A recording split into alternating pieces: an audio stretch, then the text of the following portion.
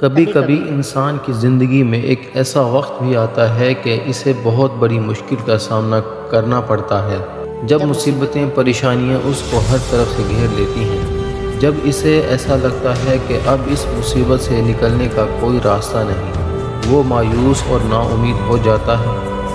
ایسا ہی ایک ہرنی کے ساتھ ہوا۔ وہ مادہ ہرنی پریگننٹ تھی اور اس کے بچے کی پیدائش کا وقت بالکل قریب تھا۔ وہ ہرنی جنگل میں ادھر ادھر گھوم رہی تھی۔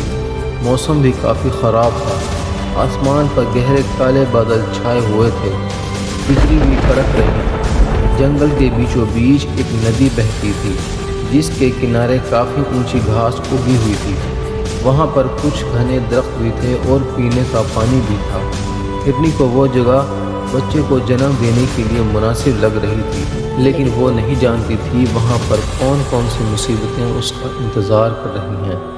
اتنا چلنے کے بعد ہرنی کو پیاس لگی ہوئی تھی۔ وہ ندی کے پاس آ کر پانی پینے لگی۔ پانی پینے کے بعد جیسے ہی اس نے سر اٹھا کر دیکھا، اس کی جیسے سانسیں ہی رک گئی تھی۔ ندی کے کنارے جھاڑیوں کی اوٹ میں ایک شکاری چھپا ہوا تھا جو اس پر نشانہ لگانے کی تیاری کر رہا تھا۔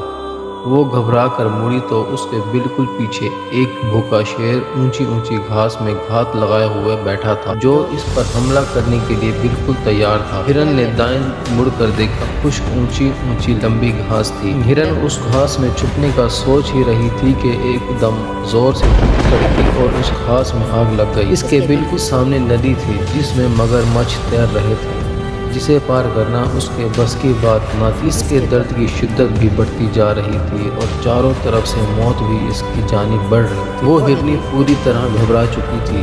اس کے ذہن میں کئی سوالات گھوم رہے تھے۔ کیا وہ اپنی جان بچا پائے گی؟ کیا اس کے بچہ اس دنیا میں اپنی آنکھیں کھول پائے گا؟ اس کی جان بچ سکے گی یا وہ آگ میں زندہ جل جائے گی؟ یا وہ بھوکے شیر کی خوراک بن جائے گی؟ یا پھر شکاری کا تیر اس کے جسم کے آر پار ہو جائے گا؟ یا پھر ندی کا تیز بہاؤ اس کو اور اس کے بچے کو بہا لے جائے گا؟ یا پھر وہ ندی کے اندر موجود مگرمچھوں کی خوراک بن جائے گی؟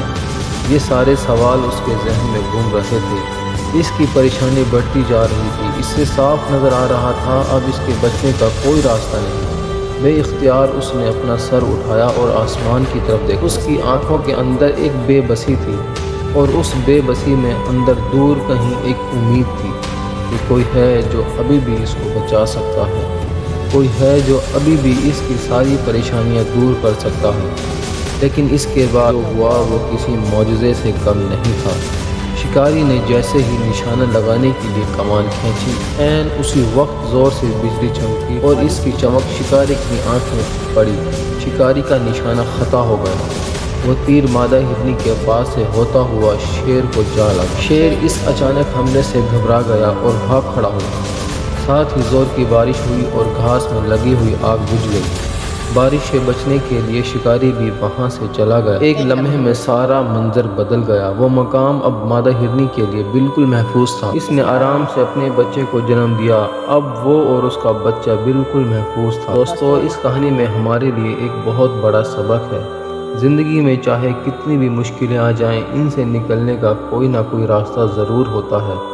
تو اس وقت ہمیں نا امید نہیں ہونا چاہیے اور اپنے خدا پر پورا بھروسہ رکھنا چاہیے۔ وہ ضرور ہمیں ہر مشکل سے نکال دے گا اور ہمیں ایسی خوشی دے گا جس کا ہم نے تصور بھی نہیں کیا ہوگا۔